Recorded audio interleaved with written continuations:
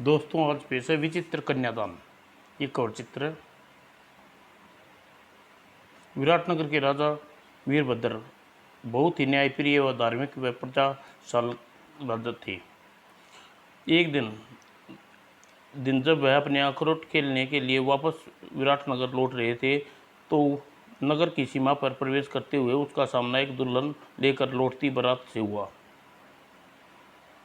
लगता है हमारे राज्य में कोई नया ब्याह करके अपनी दुल्हन को ले आई है जा रही है।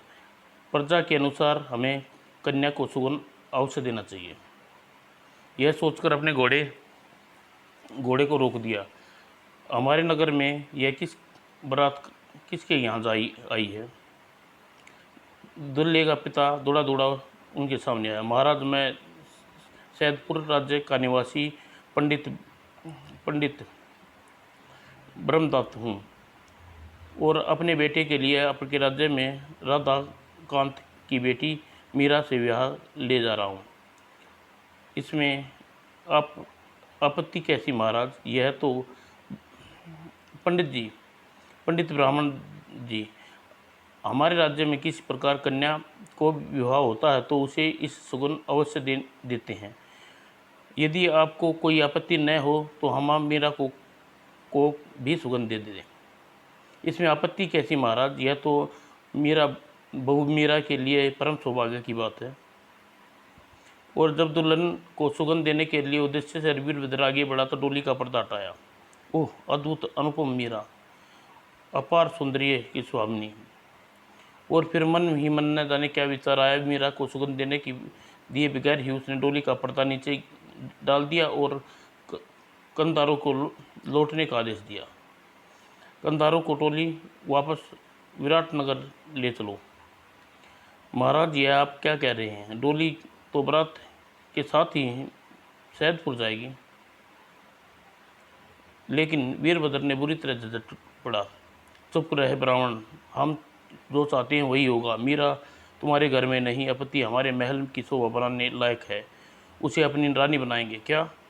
हाँ ब्रह्मदत्त, यदि हमें पहले ही पता होता तो मीरा इतनी ज़्यादा तो रूपवती है तो हम भूल कर भी तुम्हारे बेटे को बारात ब्याने विराटनगर न आती।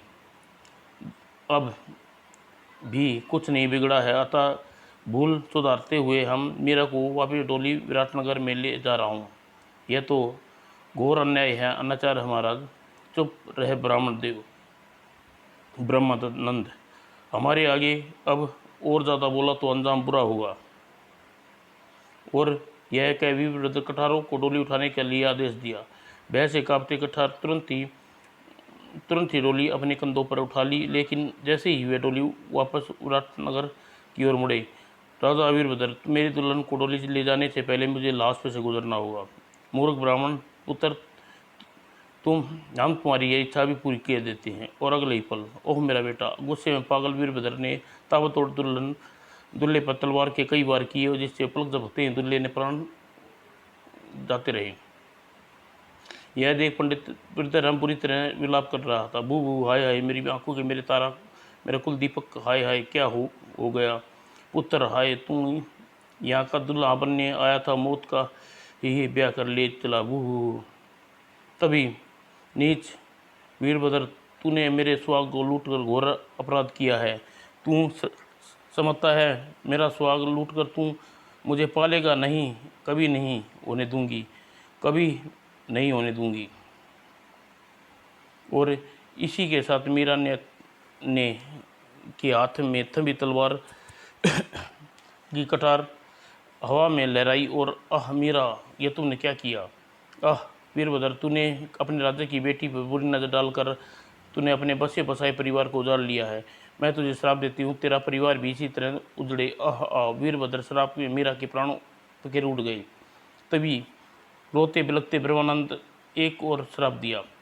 राजा वीरभद्र, जिस तरह प्रकार तूने मेरा बच्चा छीना है, उसी प्रकार कुदरत भी तुझसे तेरा बेटा छीन लेगी। मेरा श्राप है, आज के बाद तू कभी चैन से सांस नहीं ले पाएगा।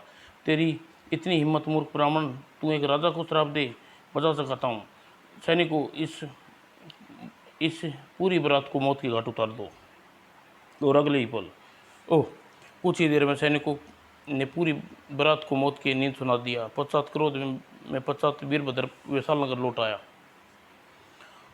और महल पहुंचती हुई, क्या बात है, आज महल के दास दासी के मुख पर ही बदला क्यों है, बादल क्यों छाए हुए हैं। इसी दुविधा में पड़ा महारानी रतन के कक्ष में पहुंचकर देखकर, बू महाराज मैं लुट गई, बू, अरे क्या हुआ महारानी। महाराज महाराज नील भद्र हमें छोड़कर चला गया।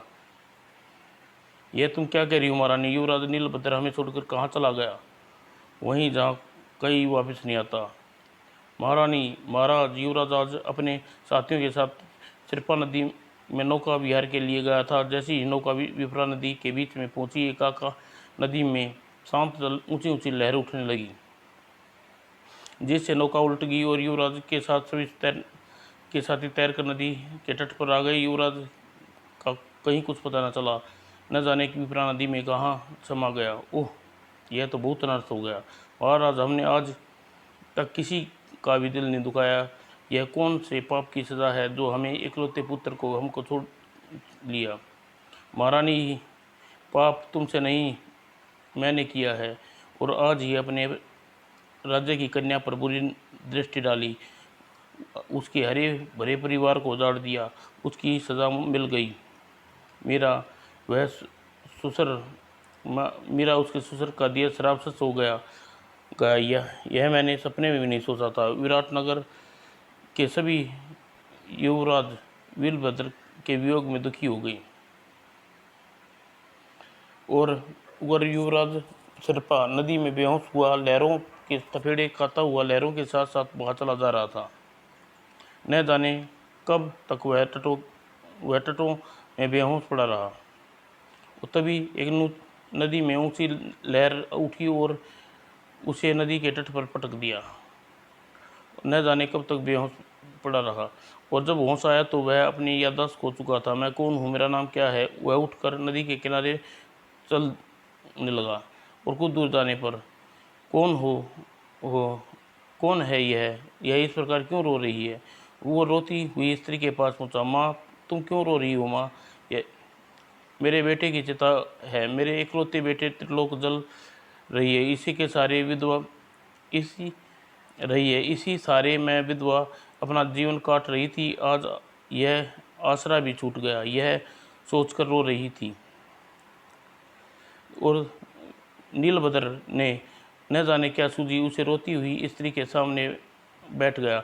मत रो माँ, एक बेटा चला गया तो क्या हुआ, दूसरा, मैं तेरा दूसरा बेटा हूँ क्या। हाँ माँ, इसी तरह मैं भी बेसहारा हूँ।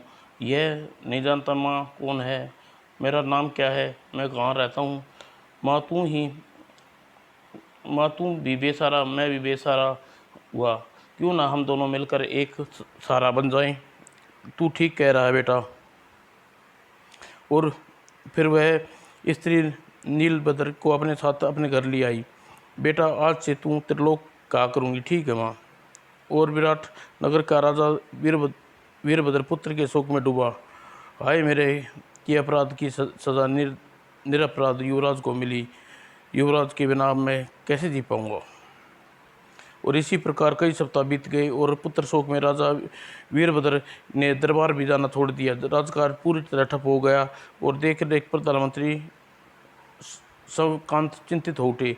ऐसा कब तक काम चलेगा। इसी तरह कुछ दिनों और चलता रहा तो सारी शासन व्यवस्था ठप हो जाएगी और सेना सुस्त पड़ जाएगी और कोई दुश्मन आकर आक्रमण कर राजा हथिया लेगा। ऐसी सोच में प्रधानमंत्री श्वेत कांत मोतीवन में राजा वीरभद्र के गुरु कामत ऋषि के पास पहुँचे। गुरुदेव, महाराज का पुत्र शोक में डूबे हैं, उन्हें दुख है, प्रजा भी दुखी है, उन्हें राज्य में कार्य करने ही छोड़ दिए हैं। अब तक चलेगा गुरुदेव, आप महाराज को समझाइए। मैं इसलिए आपकी शरण में आया हूँ। ठीक है शशिकांत, तुम जाओ, मैं कल विराटनगर आऊँगा। तत्पश्चात प्रधानमंत्री श्लोकांत ने कौशल ऋषि को प्रणाम किया और विराटनगर लौट आया। और दूसरे दिन कौशल ऋषि विराटनगर के महल में पहुंचा। राजन, चुप क्यों बैठी हो, क्या आज तुम दरबार नहीं गए। तुम्हें देखकर उठ भी नहीं, क्या आज मेरा स्वागत नहीं करोगे? कौशल प्रीति की बात सुनकर वीरभद्र परेशान सा सोचने लगा। मेरा इकलौता पुत्र मर गया है, गुरुदेव को इसकी खबर है, फिर भी मुझे धैर्य बताने की बजाय हंस रहे हैं।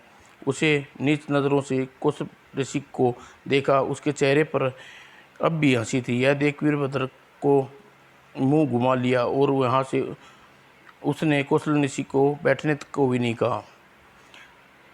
कौशल ऋषि ने उससे पूछा, राजन, तुम्हें मेरी बात का कोई उत्तर नहीं दिया, क्यों? जब तो अब तो वीरभद्र दुखों और क्रोध में बदल गया। क्रोध में बड़ा विवेक खो देता है। गुरुदेव, मेरा जवान बेटा मर गया है और आप हंस रहे हैं। क्या तपस्या करने के आपने यही सीखा है कि अब मुझे धैर्य बांधने की तो रहे हैं, लेकिन उल्टा प्रश्न पूछ रहे हैं? यदि आपकी जगह कोई और होता तो अब तक सूली पर लटका दिया होता। वीरभद्र ने कठोर वचन सुनकर ऋषि क्रोध से मुस्कुराते रहे। राजन, मैं तुम्हारे मन की व्यवस्था जानता हूँ, इसलिए तुम्हारी बात का बुरा नहीं मान रहा। वैसे भी ऋषि मुनि आप अपमान से दूर रहते हैं, मान अपमान से दूर रहते हैं, मगर इतना तो सोचो, हानि होकर रहती है। तुम्हारे राज्य में कितने ही बीमार माँ बाप, अनेक बेटे हैं जो बिछड़े होते हैं। कभी भी उनके लिए तुमने इस प्रकार शोक मनाया है? क्या राज काज बंद किया है? फिर अपने बेटे के दुख में डूबकर राज्य का ठप कर देना क्या उचित है? वीरभद्र ने यह कौशन तो ऋषि अपने आश्रम के लौट गए। उसके जाने पर साथ वीरभद्र अपने किए पर दुख हुआ। यह मैंने क्या किया? घर आए पधारे से गुरु का अपमान कर दिया। यह घोर अनर्थ है। जो हो गया उसे चरणों में गिरकर क्षमा मांगनी होगी। जैसा वे कहेंगे वैसा ही करूँगा। और वीरभद्र उसी समय कौशल ऋषि के आश्रम में पहुंचा। गुरुदेव, मेरा अपराध क्षमा कर दे। मैं बेटे के दुख में अपना विवेक खो बैठा था। आपके न जाने क्या क्या कह दिए। मैंने अपना अपराधी हूँ गुरुदेव।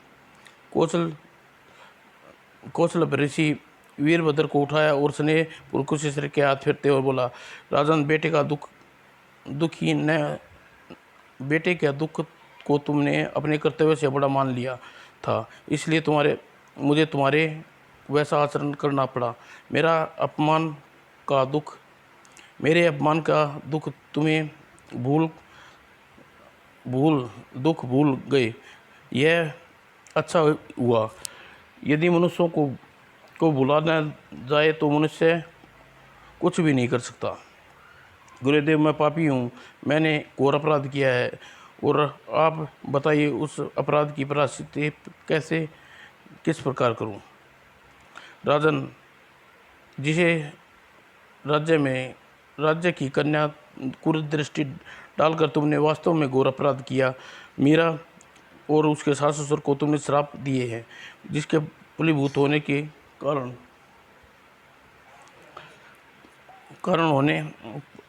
श्राप दिया है, फलीभूत होने का प्रभाव हो गया।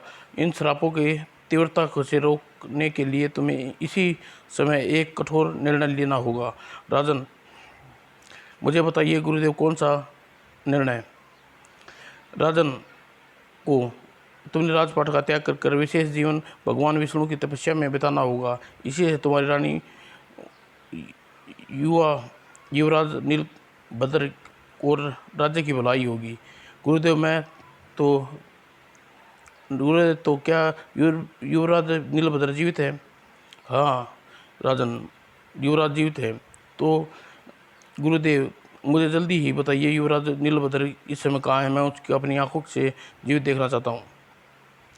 नहीं राजन, यह संभव नहीं है। श्राप ग्रस्त होने के कारण तुम महारानी और युवराज को अलग अलग ही रहना होगा। और वीरभद्र उदास हो गया और कुछ सोचकर कौशल ऋषि बोले, ठीक है गुरुदेव, मैं आपकी राजपाट त्याग कर देता हूँ और तपस्या में हिमालय पर्वत पर चला जाता हूँ। हाँ ये राजन, यह सबका हित में है। और किस ऋषि को प्रणाम कर वीरभद्र वहाँ से हिमालय की तरफ चल दिया। वीरभद्र के जाने बाद कौशल्या ऋषि विराट और महारानी रत्नप्रभा के पास पहुँचे और उससे वीरभद्र के विषय में अवगत कराया और सारी बात जानकर अब क्या होगा गुरुदेव, विराटनगर का राजपाट कैसे संभलेगा? विराटनगर का राजपाट तुम संभालोगी महारानी रत्नप्रभा? मैं गुरुदेव? हाँ महारानी। युवराज नीलभद्र विराटनगर को वापस लौटने के लिए तुम्हें इस राज्य को राजपाट को संभालना होगा और कौशंबर ऋषि महारानी को रत्नप्रभा को युवराज के नीलभद्र के जीवित होने के विषय में भी बताया। गुरुदेव, यदि नीलभद्र जीवित है तो मैं संघर्ष विराटनगर के राजपाट संभालने के लिए तैयार हूँ। जब कभी भी विराटनगर में वापस लौटेगा तो उसी समय राजपाट सौंप दूंगी। महारानी, तुम्हारी बातें सुनकर मुझे प्रशंसा हुई। अब अपने हृदय को वज्र की तरह कठोर करके तुम्हें इस जीवन को एक संग्राम से जुटना होगा। दूसरी ओर बेटा वीर त्रिलोक, यह छोटा सा खेत हमारी कुल जमा पूंजी है। इसी खेत हम अपना पेट भरना है। फिक्र ना करो माँ, हम कल से इस खेत को जोतेंगे शुरू कर जाएंगे। और अगले दिन भगवान भी बड़ा दयालु है, तूने उस एक बालक मेरे पास भेजा है, वरना अकेली कैसे अपना खेत जोतती, कैसे अपना पेट पालती। और खेत जोतने के पश्चात उसका खेत गेहूं के बीज बोए और उधर हिमालय के पर्वत पर भगवान विष्णु की तपस्या में लीन हो गई। वीरभद्र को लगातार 10 वर्ष की समाधि में लीन होकर भगवान विष्णु को तपस्या की और घोर तपस्या के कारण उसका शरीर सूखकर काटा हो गया। एक दिन आंखों खोल, वह तुम्हारी तपस्या से बहुत प्रसन्न है। और तत्काल ही विष्णु भगवान ने अपने सामने खड़ा देखकर वीरभद्र उसके चरणों में लेट गया।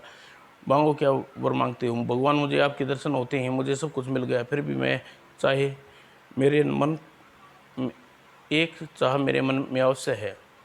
निश्चित बोलो भगवान, मुझे मेरी यही इच्छा है कि मेरी मृत्यु होने के बाद मेरी चिता को अग्नि मेरा बेटा नीलभद्र ही दे।